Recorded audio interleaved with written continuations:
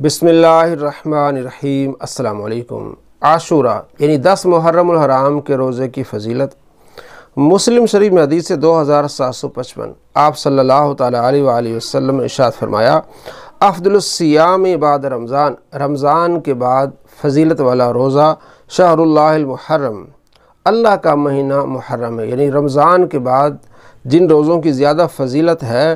وہ محرم الحرام کے روزے ہیں۔ اور فرمایا وافضل الصلاۃ بعد الفریدہ، اور فرض نماز کے بعد صلاۃ اللیل یعنی تہجد کی نماز کی فضیلت ہے۔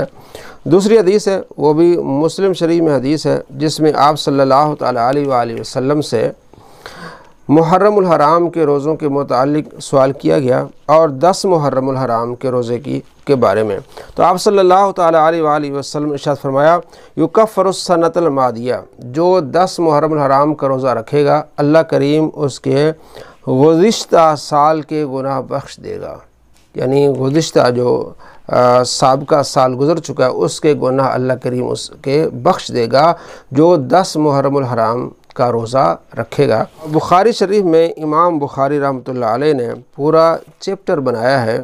محرم کے روزوں کے متعلق، احادیث لائے ہیں۔ حدیث نمبر ہے 2000۔ آپ صلی اللہ تعالیٰ علیہ وآلہ وسلم ارشاد فرمایا، ان شاء صام، اگر کوئی محرم الحرام کا روزہ رکھنا چاہے تو رکھ سکتا ہے، اس لیے کہ پہلے محرم الحرام کے روزے فرض تھے، جب رمضان کے روزے فرض ہوئے تو محرم الحرام کے روزوں کی منسوخیت آ گئی، یعنی وہ فرض نہ رہے۔ 2001 نمبر روایت ہے، حضرت عائشہ رضی اللہ تعالیٰ عنہ فرماتی ہیں کہ آپ صلی اللہ تعالیٰ علیہ وآلہ وسلم ہمیں حکم دیا کرتے تھے 10 محرم کا روزے رکھنے کی۔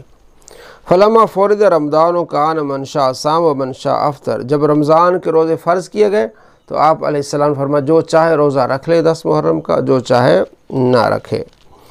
اسی طرح حدیث نمبر 2002 ہے، حضرت عائشہ رضی اللہ تعالیٰ عنہ فرماتی ہیں کہ 10 محرم الحرام کا روزہ جاہلیت کے زمانے میں قریش بھی رکھا کرتے تھے،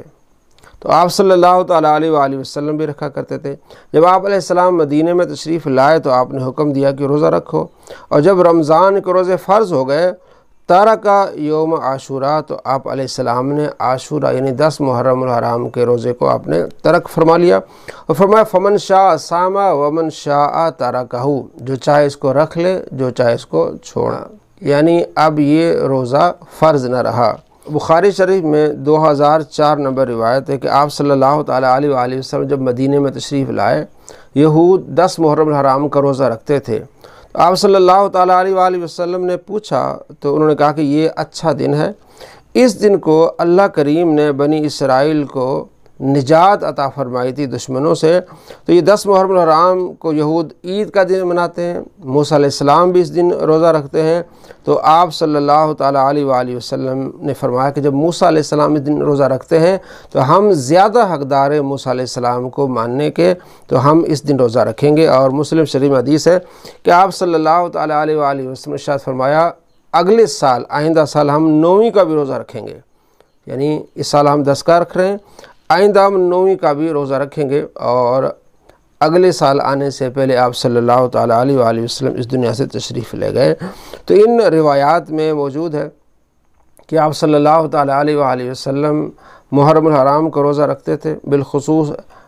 10 محرم الحرام کا۔ اس کی فضیلت بھی آپ نے مسلم شریف کی روایت سے سنی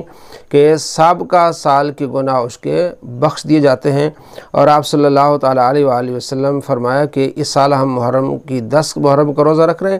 آئندہ 9 کا بھی رکھیں گے، تو ہو سکے تو 9 کا بھی رکھیے، 10 کا بھی رکھیے، اور ہو سکے تو یہ جو 10 دن ہیں یہ 10 دن بھی آپ یعنی محرم کے پہلے 10 دن بھی آپ روزہ رکھیں، اس کی بڑی فضیلت ہے۔ السلام علیکم ورحمۃ اللہ وبرکاتہ۔